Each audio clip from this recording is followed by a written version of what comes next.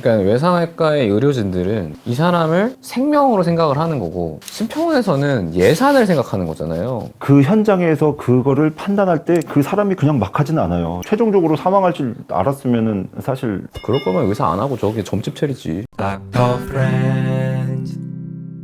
안녕하세요, 닥터프렌즈입니다. 오늘도 외상학회 이사장님 조광주 교수님 모시고 영상 찍어볼 건데요. 저번 영상 안 보신 분이 있으실 수도 있어서 간단하게 소개 한 번만 해주시면. 안녕하세요. 저는 외상학회 이사장을 맡고 있고요. 경기북부 외상센터 의정부 성모병원에서 외상 진료를 하고 있습니다. 이 영상 보시는 분들이 헷갈리실 텐데 이사장님인데 왜 이렇게 어린가 할 수도 있는데요. 50이 넘으셨습니다. 굉장히 관리를 잘 하셨기 때문에. 당직을 많이 쓰면 좀 세월이 적게 가는 거예요. 사실 외상외과에서 문제가 되는 게 이제 외상외과 하면 적작과 이런 얘기가 있는데, 적작과를 일단 논외로 하더라도 삭감이 되게 많다고 들었거든요. 적자는 일단은 원장님이 좀 싫어하는 그런 쪽이면은 삭감은 사실 자존심이 좀 상할 수도 있고, 제가 하는 행위에 대해서 누군가가 평가를 한다. 뭐 사실 뭐 맞을 수도 있고 틀릴 수도 있어요. 동료가 평가를 하면은 괜찮은데 그 상황 안에서 가보지 않은 상태로 평가를 한다는 건 굉장히 어려움이 있어요. 제가 현장에서 판단할 때는 이 환자는 분명히 이 지혈제를 이만큼 썼었어야 되는데 너 왜 지혈제 이렇게 많이 썼어? 그러니까 어차피 환자 살았는데. 그죠? 우리는 최선의 치료를 하고 싶고 비교 우위를 조금이라도 좋다고 그러면 쓰지만 급여에서만 써라. 아니면은 여러 가지 재료가 있으면은 제일 싼 거를 써라가 지금 기본입니다.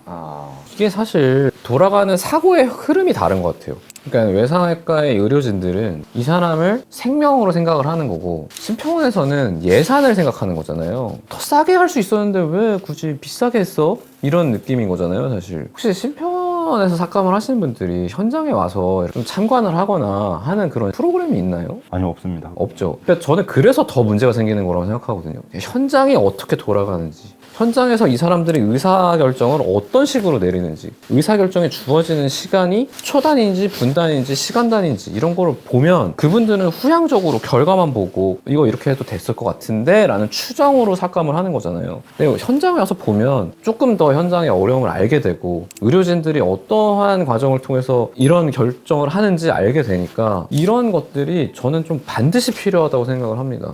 대표적인 우리 외상 중에 긴장성 기용이 있잖아요. 그거는 의심만 되면 찔러야죠. 근데 찔렀는데 긴장성 기용이 아니네? 뭐 그럴 수도 있죠. 그렇지만 의심되면은 하잖아요. 왜냐면 놓치면 그 다음이 없으니까. 그래서 그 현장에서 그거를 판단할 때 그 사람이 그냥 막 하지는 않아요. 이게 충분히 그런 가능성이라든지 이런 거를 보고 판단을 하고 행위를 했지만 후향적으로 보면은 그게 과잉 진료가 될 수도 있고, 이게 후향적으로 판단한다는 것 자체가 굉장히 큰 문제가 있습니다. 그리고 수술료에 대해서도 꼭 말씀드리고 싶습니다. 수술료는 총이 맞아가지고 관통을 했는데 5군데가 6군데가 터졌어요. 그래서 다 꼬매야죠, 6군데를. 어쨌든 간에 응급으로 수술을 들어가서 이거를 꼬맸는데 인접 부위 동일 수술로해서 냈는데 6군데를 그래서 냈죠, 수가를. 그랬더니 2개만 인정하고 4개를 잘랐더라고요. 근데 이런 경우가 진짜 많다고 들었어요. 동시에 수술을 하면은 필요해서 한 건데 그 중에 뭐 덩어리 몇 개만 인정해주고 나머지는 그냥.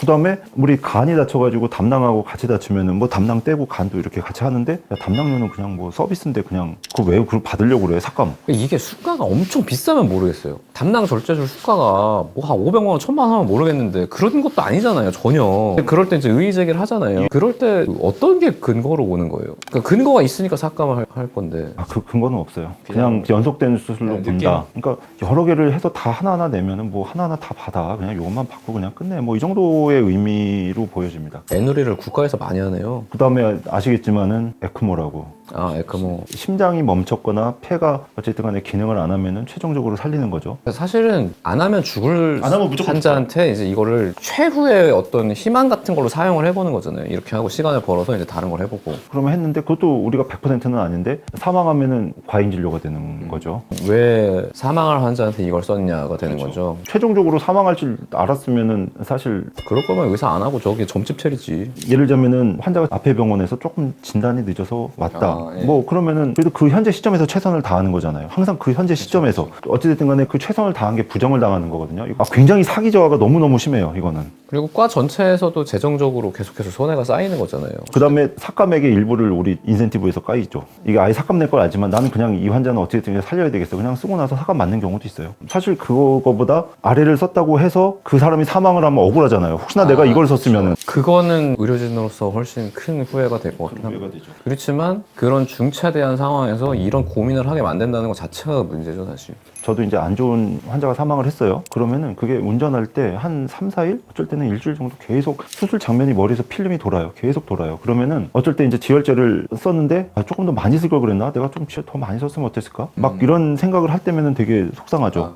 생각보다 우리 외상하는 사람들이 앞에서는 강한 것 같죠. 근데 환자가 사망하면은 생각보다 우리도 정신적인 타격이 크고 다음에 똑같은 실수를 안 하기 위해서 계속 그거를 노력하고 바꿔가고 그러면서 그런 과정에서 나오는 여러 가지 이런 건데 이 삭감이라는 거는 그런 모든 거를 다 부정당하는 거라서 그러고요. 또 하나는 자동차 보험의 60%가 한 방으로 가는 걸로 알고 있습니다. 거의 지불이 되는 게. 우리 의료 쪽에는 40%밖에 안 온다고 알고 있는데 그 40% 중에서도 삭감까지 해가지고. 근데 사실 저는 그거 들을 때마다 왜 사보험을 심평해서 대리로 그렇게 열심히 삭감을 해주나 그게 제일 이해가 안 돼요. 왜 사보험에 대해서 오히려 건강보험보다 더 깐깐하게 보는지. 깐깐하게 봅니다. 이게 들을 때마다 사실 납득이 안 되는 게 어떻게 보면은 건강보험료는 국민들이 낸 세금인 거고 이게 오히려 훨씬 더 국가에서는 신경 써야 될 재정인 것 같은데 자동차 보험은 사실은 이 사보험이고 그 회사 돈인데 회사 돈에 대해서 오히려 국가가 더 이렇게 한다는 게 잘 이해가 안 되는 거예요. 왜 이렇게까지 하나. 아까 제가 말씀드렸듯이 이 심평원에서 이런 업무를 맡으신 분들이 현장을 와봐야 될 것 같아요. 여기서 어떤 식으로 어떤 메커니즘으로 진료가 돌아가는지 이런 중증외상 센터 드라마만 보고 상상하면 안 되고 이건 여기서는 백강하게 탁탁탁탁탁 하지만 이거는 사람이 하는 일이고 그리고 실제로 오는 환자들의 중증도도 사실 더 심각하고 드라마에서는 담을 수 없기 때문에 안 다른 거고 그런 사람들을 살리기 위해서 어떤 과정이 있는지 보면 아마 삭감을 할 때 조금 더 고민하는 부분이 있지 않을까 그런 생각이 듭니다. 그래서 이게 뭐 당연히 삭감이라는 제도 자체는 뭐 과잉 진료를 막기 위해서 만들어진 거고 국민의 세금인 건보료를 아끼기 위해서 만들어진 제도지만 말씀하셨듯이 불합리한 부분이 너무 많아요. 저희들이 어찌됐든 간에 현장 판단을 부정당하는 거라서 이거는 너무 많이 속상하고 사실 뭐 삭감 얘기 듣다 보면 끝도 없을 거예요. 왜냐면 오래 하셨기 때문에 삭감 내역이 많을 거거든요.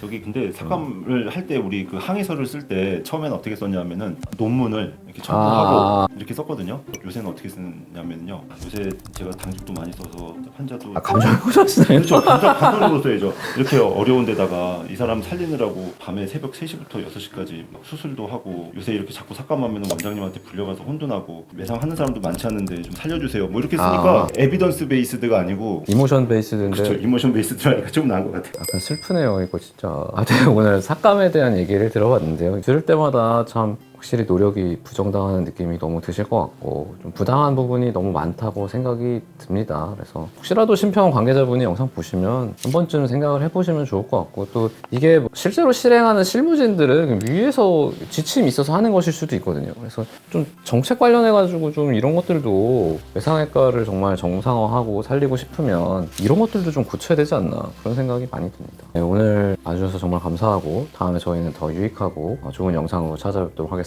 감사합니다. 감사합니다.